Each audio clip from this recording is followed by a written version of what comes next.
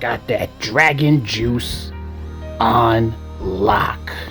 What I use is dragon skin, dragon juice.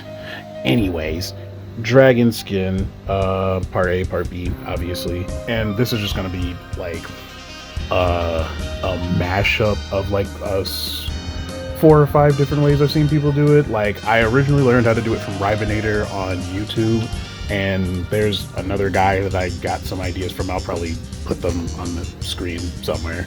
But yeah, we're gonna do a little tutorial. One of the things I picked up from Dicecraft is rather than make your own mold, you can just use a springform pan. Yeah, one of the ones you use to make cheesecake.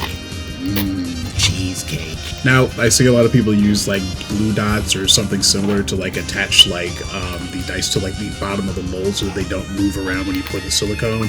The idea that I got from Dicecraft is to just use packing tape, which isn't what I'm doing here. I'm just adding extra tape so that all the silicone doesn't leak out of the springform pan. Essentially what I do is I attach a bunch of pieces of tape together and then lay out all of my dice on top of them with like, I want to say about a centimeter between each die, and then you want to keep like about a centimeter, maybe 2 from the edge of the wall so that your dice molds actually have enough structure to hold the resin.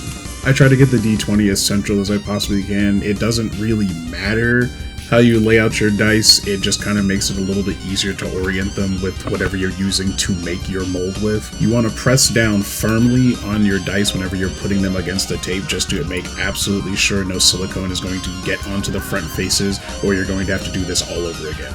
This thing I kind of picked up from a couple of different places. I don't have like one specific person that I picked this tip up from. So the little like knobby thingies that you see in between the dice, those are for your registration keys. Essentially, it's just the little things you want to use whenever it locks your mold into place whenever you put the lid on it. I see a lot of people that'll like cut them out by hand. I just hated doing them because, one, they just looked ugly, and half the time they'd rip off when I'm doing something, so I just said, we'll just do it this way, and I haven't had an issue with it since. For the small springform pan, at least the small one that I'm using, I used about 2 cups of silicone, that's a cup of part A and a cup of part B.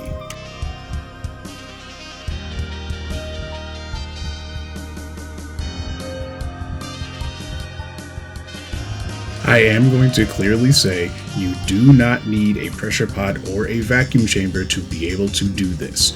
Sure, you will get more consistent results with a pressure pot or a vacuum chamber, but you can still do this without them, as long as you have a spot that's nice and clean and nothing's going to get in it while it's curing.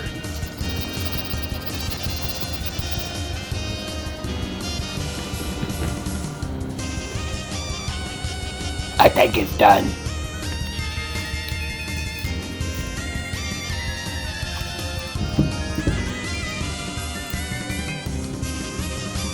After you cure the bottom half, peel all the tape off of the exposed faces on top so that you can actually get a cast of the numbers that are on the top side. Sometimes it gets a little stuck, so I'll use an X-Acto knife to slide under the tape to at least get it started, and I haven't had a problem with that. You want to be thorough on this part, but also be careful. You want to cover literally anything on the top mold that is not the top numbers.